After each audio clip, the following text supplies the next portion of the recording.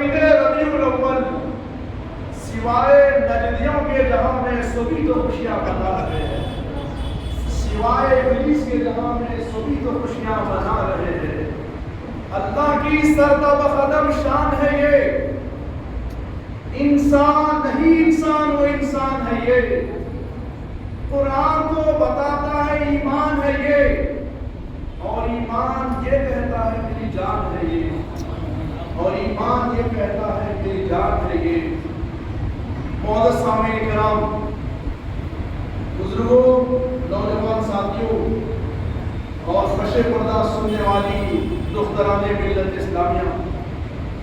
تمام تعریفیں اللہ سبحانہ و تعالیٰ ہی کے لیے ہے۔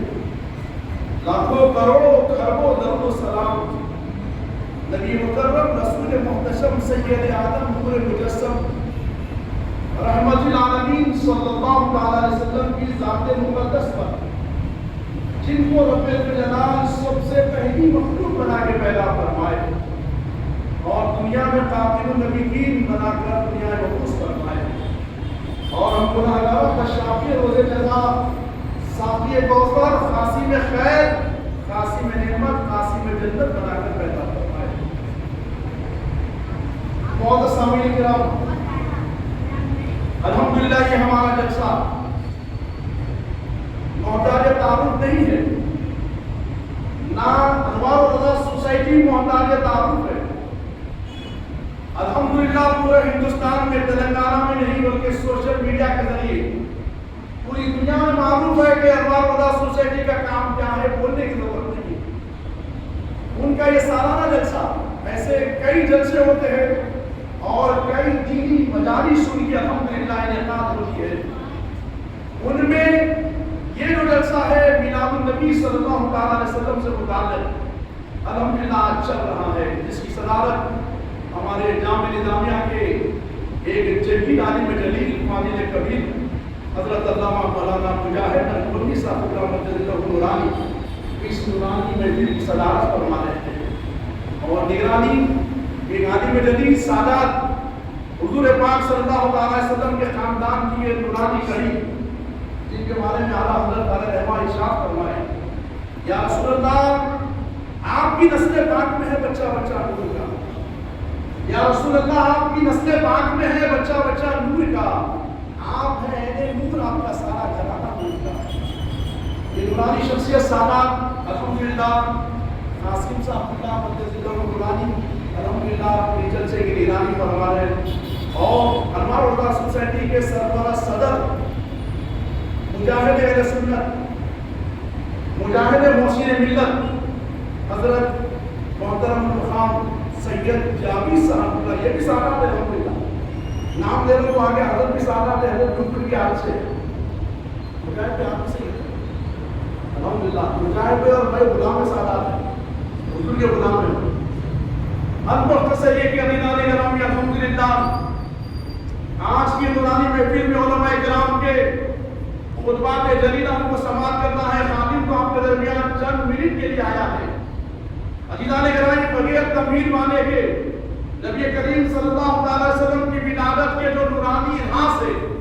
وہ آپ کے گوشے گزار کرتے ہوئے گزرتا ہوں، پیارے نبی سید عالم صلی اللہ علیہ وسلم کو اللہ تبارک و تعالی پاک سرموں سے پاک رحموں میں آپ کے نور اقدس کو منتقل کیے۔ جب یہ نور اقدس آدم علیہ السلام کی پیشانی میں رہا تو آدم علیہ السلام کو مظلوم ملائکہ بنایا، اور آدم علیہ السلام کو نبی و رسول بنایا، آدم علیہ السلام کو چمکایا، ان کی نسل کو چمکایا، اور آدم علیہ السلام کو جنت میں ڈالنے کا ذریعہ بنا۔ یہ نور محمدی حضرت شیس علیہ السلام کی پشت انور میں آیا، یا پیشانی اقدس میں چمکنے لگا، حضرت شیس علیہ السلام کو نبی بنایا۔ ایسے ہی یہ نور محمدی جب انبیاء کرام رسولان اعظام کی نورانی جماعت میں رہا، سب کو چمکاتا رہا، سب کو نبوت و رسالت سے مالامال فرمایا، اور سارے عالم میں جگمگاتا رہا، اور سب کو مستجاب الدعوات بناتا رہا، اور اللہ کا مقرب بناتا رہا، اللہ کا محبوب بناتا رہا۔ اس کے بعد یہ نور محمدی جب حضرت ابراہیم علیہ السلام کی پیشانی اقدس میں آیا تو ابراہیم علیہ السلام کو چمکایا اور ان کی کل نسل کو چمکانے والا ہے۔ حضرت ابراہیم علیہ السلام کی پیشانی اب دست رہا، بھائیان گرامی آگے نمرود کے لیے گلدار بن گئی، یہ نور منتقل ہو کے حضرت اسماعیل نبی اللہ علیہ السلام کی پیشانی اب دست میں آیا یا ان کے سلبے اثر میں آیا تو ابراہیم علیہ السلام کو چمکایا اور ذبح ہونے سے بچایا۔ اس کے بعد ابراہیم علیہ السلام کے شہزادے حضرت اسماعیل نبی اللہ علیہ السلام فرماتے ہیں اب یہ نور کی منتقلی کا معاملہ اب نبوت کے لیے اللہ پاک روک لگا دیے، یعنی ادھر حضرت عیسیٰ علیہ السلام کی نسل میں بنی اسرائیل کے 24,000 انبیاء آنے والے ہیں،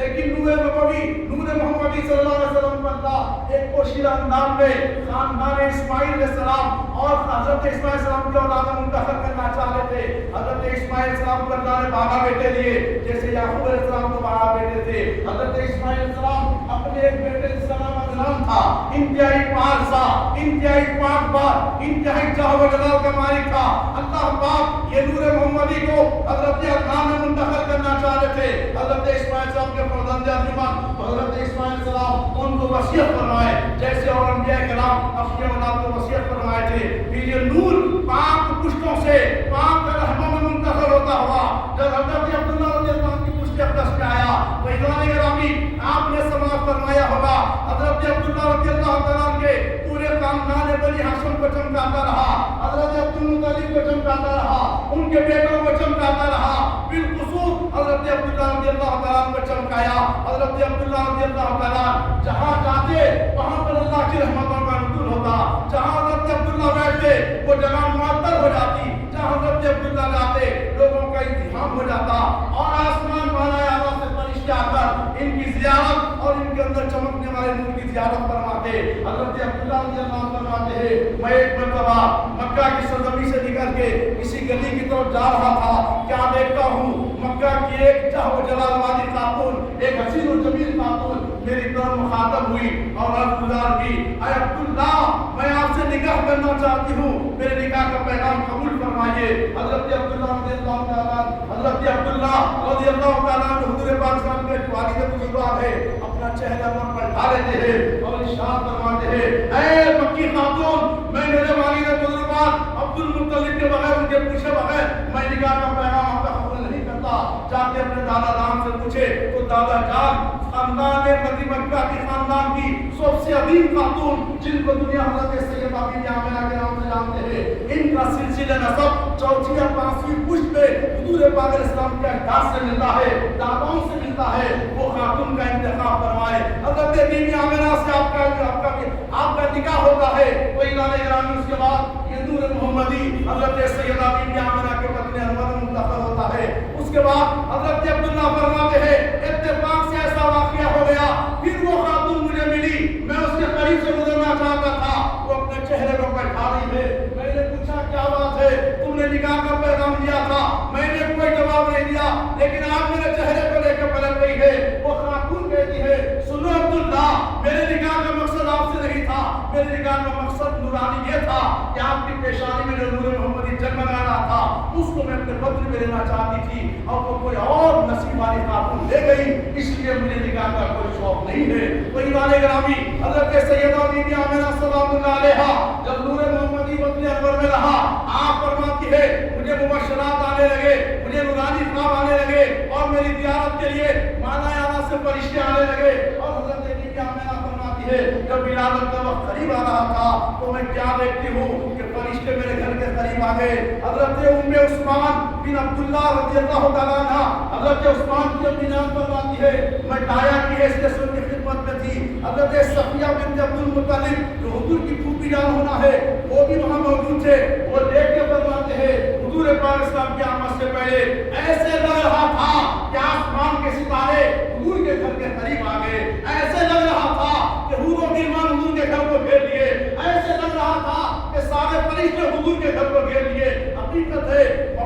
حضرت سیدنا امام جلال الدین سیوطی علیہ الرحمہ خصائص الکبریٰ میں روایت آگے فرماتے ہیں جس وقت آقا علیہ السلام دنیا میں جلوہ ہونے والے تھے وہ پیر کا دن تھا، 12 تاریخ تھی، صبح صادق کا وقت تھا، اس سے چند گھنٹے پہلے اللہ تبارک و تعالیٰ عالم انوار کو سجا دیے تھے، اللہ پاک جنت کے دروازے کھول دیے تھے، آسمان کے دروازے کھول دیے تھے اور اللہ پاک جبریل امین سے فرما چکے تھے جبرائیل سارے فرشتوں کو لے کے زمین پہ چلے جاؤ، وہ نور محمدی جس کا بے چینی سے انتظار تھا انبیاء کو، جس کا بے چینی سے انتظار تھا عالم انوار کو، وہ نور محمدی نورانی بشری نوالے کے اندر مجسم ہو کر دنیا میں جلوہ ہونے والا ہے۔ عزیزان گرامی، سارا عالم انوار مکہ کی سرزمین پر دنیا میں اتر گیا تھا۔ حضرت سیدہ بی بی آمنہ فرماتی ہے وہ نور محمدی میرے بطن اقدس میں سے آنے کے لیے چند لمحات باقی تھے، میں نے دراز قد کی عورتوں کو دیکھی جیسے کھجور کے درخت ہوتے ہیں، وہ خواتین اتر گئی اور اتر کر مجھے مبارکباد دینے لگ گئی۔ میں نے وہ خواتین کو آج تک نہیں دیکھا تھا۔ میں نے نام دریافت فرمائی، بتاؤ تم کون ہو، کہاں سے آئی ہو؟ ایک خاتون آگے بڑھ کے عرض کرتی ہے یا سیدہ بی بی آمنہ، میں اماں حوا ہوں اور اللہ کے حکم سے آپ کو مبارکباد دینے کے لیے آئی ہے۔ ایک خاتون کہتے ہیں بی بی آمنہ، سیدہ بی بی آمنہ مبارک ہو، سید المرسلین کی نبوت ہونے والی ہے، اللہ کے حکم سے مبارکباد دینے کے لیے آئی۔ میں حضرت ابراہیم کی زوج محترمہ بی بی ہاجرہ ہوں۔ ایک خاتون کہتی ہے ہاجرہ مبارک ہو بی بی آمنہ، میں کوئی اور نہیں، بی بی مریم عیسیٰ علیہ السلام کی امی جان، اللہ کے حکم سے آپ کو مبارکباد دینے کے لیے آئی۔ وہ خواتین کہہ رہی تھی بی بی آمنہ مبارک ہو، سید المرسلین کی جلوہ ہونے والی ہے، بی بی آمنہ مبارک ہو، حبیب کردگار جلوہ ہونے والے ہیں، بی بی آمنہ مبارک ہو، خاتم النبیین کی جلوہ ہونے والی ہے، مبارکبادیاں قبول فرمائے۔ اس کے بعد سیدہ بی بی آمنہ فرماتے ہیں سید عالم صلی اللہ علیہ وسلم میرے بطن اقدس سے باہر آئے، ایک نوری لباس پہن کے آئے اور مختون آئے، ناف پریدہ تھی، ناف کٹی ہوئی تھی اور آقا کے جسد اقدس سے نور ٹپک رہا تھا، اور آقا جیسے دنیا میں آئے سیدھا سجدے میں چلے گئے۔ جیسا سجدے میں جا کر آقا اعلان فرمانے لوگوں سجدے کے لیے جسم پاک ہونا ہے، تمہارے نبی کا جسم پاک تھا، تمہارے نبی کی ماں پاک تھی، تمہارے نبی کی ولادت پاک ہو رہی ہے، پاک رب العالمین کی قدرت سے میں پاک دنیا میں تشریف لایا۔ آقا فرمائے بخاری کی روایت ہے میری آمد سے اللہ ساری زمین کو سجدگاہ بنا دیا ہے۔ عزیزان گرامی، آقا علیہ السلام سجدہ کر کے بتا دیے، ادھر آقا سجدہ کیے، ادھر عبد المطلب حضور کے دادا جان کعبے کا طواف کر رہے ہیں، کیونکہ کعبے کے متولی تھے۔ وہ کیا دیکھتے ہیں سحر کا وقت ہے، یعنی صبح سعادت کا وقت ہے، سحر کے وقت میں طواف کر رہے، کعبے کی در و دیواروں سے آواز آ رہی ہے سید المرسلین کی آمد ہو گئی، حبیب کردگار کی آمد ہو گئی، اب دنیا کو بقع نور بنانے والے کی آمد ہو گئی، اب کعبے کو پاک کرنے والے کی آمد ہو گئی، کعبے کو قیامت تک کے لیے نجاست سے پاک کرنے والے نبی امی کا مگر ہو گئے۔ عزیزان گرامی حیرت سے سنے، اس کے بعد کعبے کے اندر جا کے دیکھتے ہیں سارے کچھ سرنگو ہو گئے، یعنی سارے کچھ گر گئے۔ حضرت عبد المطلب حیرت میں ہے یہ کیا کیا واقعات ہو رہے ہیں۔ اس کے بعد کعبے سے باہر آتے ہیں، حضرت امام جلال الدین سیوطی علیہ رحمہ لکھتے ہیں اپنے تصانیفات میں کہ کیا دیکھتے ہیں کہ ایک شخص کعبے کے طرف صفا پہاڑی پہ ٹھہر کے راہب آواز دے رہا ہے، اے لوگوں جو خاتم النبیین کی نبوت ہونے والی تھی وہ آج تشریف لا چکے، کیونکہ میں نے دیکھا ستارہ اپنی جگہ پہ ہٹ گیا، ان کی آمد کی نشائن آسمان پہ نظر آ رہی ہے۔ اعلان کر رہے، راہب اعلان کر رہے ہیں، پادریاں اعلان کر رہے ہیں، چوک طرف سے اعلان ہو رہے ہیں، اہل کتاب اعلان کر رہے ہیں، ہماری کتابوں میں ہم جو نشانیاں پڑے نبی آخر الزمان کی وہ سارے گزار ہو گئے۔ حضرت عبد المطلب رضی اللہ تعالیٰ عنہ کو معلوم ہوا، ایک خاتون جا کے اطلاع دیتی ہے کہ عبد المطلب آپ کے بیٹے عبداللہ کے گھر دورے یتیم درگزر ہو گئے۔ حضرت عبد المطلب قریب آتے ہیں اور اپنے پوتے کو دیکھتے ہیں، اس کے بعد اعلان فرماتے ہیں سارے مکہ کے اندر 3 دن تک سارے مکہ کے باشندوں کے لیے اعلان عام دعوت کا اعلان کر دو۔ اونٹ آتے ہیں 100 کی تعداد میں، پورے مکہ اور مکہ کے آس پاس لوگوں کو دعوت کی کھلائی گئی۔ اس کے بعد اور ایک روایت میں ہے حضرت عبد المطلب رضی اللہ تعالیٰ 3 دن کی دعوت کے بعد اعلان کرتے ہیں جو سفر جانے والے راستے ہیں وہ راستوں میں توشے بنا کے رکھ دو، گوشت بھون کے رکھ دو، جو لوگ سفر کے لیے جا رہے ہیں وہ کھائے اور توشے بننے کے جائے میرے پوتے کی خوشی کس میں۔ اس کے بعد راحتوں میں 7 دن کا عقیدہ فرماتی ہے۔ سیدہ بی بی آمنہ سلام اللہ علیہا فرماتی ہے 3 دن تک میں نے سید عالم صلی اللہ علیہ وسلم کو دودھ پلائی۔ حضرت سیدہ بی بی آمنہ کا نورانی دودھ آقا علیہ السلام نوش فرمائے۔ اس کے بعد 3 دن حضرت سویبہ دودھ پلاتے ہیں۔ عزیزان گرامی بخاری کی روایت ہے حضرت سویبہ رضی اللہ عنہا ابو لہب کی بالی تھے، آقا کو 3 دن دودھ پلانے والے ہیں۔ دودھ پلا رہے تھے، جب پلانے سے پہلے اپنے مولا اپنے آقا کے پاس جاتے ابو لہب کے پاس، جا کے کہتے ہیں ابو لہب تمہارے بھائی عبداللہ کے گھر بیٹا پیدا ہوا ہے، وہ خوش ہو جاتا ہے، ہو کر یہ 2 انگلیاں شہادت کی انگلی اٹھا کر کہتا ہے اے صہیبہ میرے بھائی کے گھر تم یتیم آ گیا، عبداللہ محمد بن عبداللہ آ گئے، اس خوشی میں تجھ کو آداب کرتا ہوں، آج سے تو آداب ہے، یہ آداب کرنے کے لیے انگلی کا اشارہ کیا گیا۔ حضرت صہیبہ آداب ہوئے۔ عزیزو لوگ دنیا والے پوچھتے ہیں آج مسلک ثواب اعظم اہل سنت کے علاوہ جتنے فرقے ہیں وہ فرقے والوں کو معلوم ہے میلاد النبی منانا اللہ کی سنت ہے، میلاد النبی منانا آدم علیہ السلام کی سنت ہے، میلاد النبی کا چرچا کرنا اللہ تبارک و تعالیٰ اور فرشتے اور انبیاء کرام رسولان اکرام کی ارواح سے اللہ نے میثاق لیے میرے نبی آنے والے ہیں، میرے نبی آنے والے ہیں، میرے نبی پیدا ہونے والے ہیں، سب سے بڑا پیغام میثاق دیا جا رہا ہے۔ تو گویا آقا کی ولادت کا ذکر کرنا اللہ کی سنت ہے اور ذکر سننا انبیاء کی سنت ہے۔ لوگ پوچھتے کہاں سے ہیں؟ عزیزان گرامی، حضرت عبد المطلب رضی اللہ تعالیٰ عنہ آقا علیہ السلام، حضرت امام بخاری رضی اللہ تعالیٰ عنہ فرما رہے ہیں حضرت عباس رضی اللہ تعالیٰ عنہ میں دیکھے کون ہے حضرت عباس؟ حضور کے چچا ہے حضرت عباس اور حضرت امیر حمزہ رضی اللہ تعالیٰ عنہ 2 چچا اسلام سے مشرف ہوئے، باقی کے حالت کفر میں رہے، بات مشکوک رہے۔